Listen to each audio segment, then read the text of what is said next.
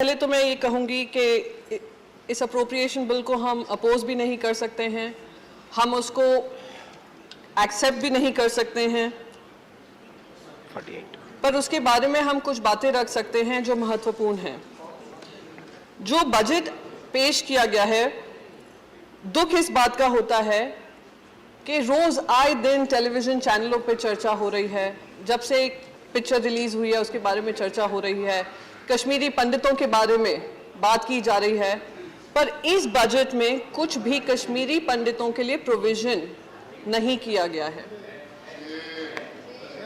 दुख इस बात का होता है कि आप इतिहास जब देश की जनता के सामने ला रहे हैं, बहुत महत्वपूर्ण इतिहास है, वो इतिहास है जिसके बारे में बहुत लोग चर्चा नहीं करते थे, आप उसको चर्चा में लाए हैं। Silence please, she is speaking, continue ma'am. आप उसको चर्चा में लाए हैं, एक पिक्चर बनी है, महत्वपूर्ण पिक्चर है, देश की हर जनता को जानना चाहिए कि क्या बीता है कश्मीरी पंडितों पर घाव कुरेद सकते हैं, घाव खोल सकते हैं, पर घाव को सॉल्व करना वो आपकी जिम्मेदारी बनती है। सही है।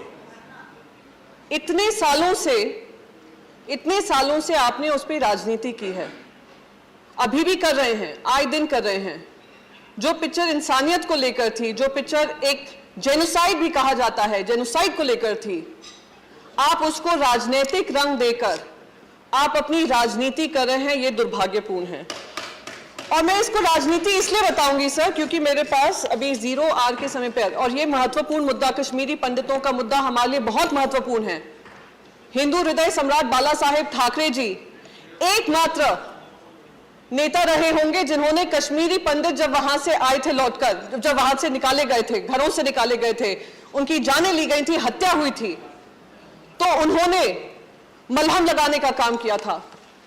उन्होंने कहा था घर भले ही छूट गए होंगे तुम्हारे, पर दिलों में आप हमारे रहोगे, आप हमारे राज्य में रहोगे, और हमारा राज्य आपके एजुकेशन की व्यवस्था करेगा, हमारे युवाओं को रोजगार के माध्यम देगा, पढ़ाई के माध्यम देगा। ये हमने काम किया है और आज तक हम उनकी लड़ाई लड़ रहे हैं। 32 साल हो गए हैं, हम यही लड़ाई लड़ रहे हैं कि उनको उनके अधिकार मिलने चाहिए और वापस उनको सम्मान के साथ वापस लौटाना चाहिए। पर दुर्भाग्यपूर्ण बात यह है सर, मैंने जब 0 आवर पे 2015 की जो गवर्नमेंट ने कंस्ट्रक्शन की बात कही थी कि उनके घर बनाएंगे, 6000 घर बनाएंगे, उसका मुद्दा उठाया था।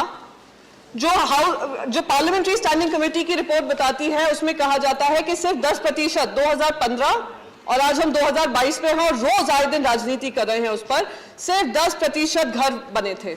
मैंने ये भी पूछा था कितने कश्मीरी पंडित वापस लौटे हैं, उसका भी जवाब हमें आज तक नहीं मिला है, पर एक जवाब जरूर मिला।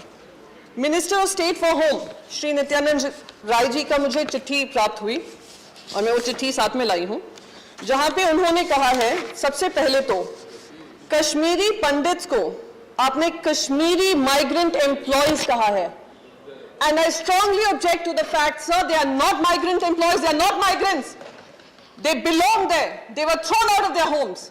सो फर्स्टली ये जो टाइटल है माइग्रेंट एम्प्लॉयज का, वो हटाया जाए, ये मैं आपके माध्यम से डिमांड करती हूं sir. They have to go rightfully back to their homes. They are not migrants. Those were their homes and they were thrown out of those homes. 6000 transit homes की बात हुई थी, अकोमोडेशन की बात हुई थी।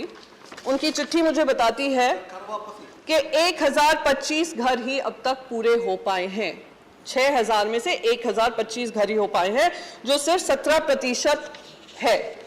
कितने कश्मीरी पंडित वापस उधर आए हैं?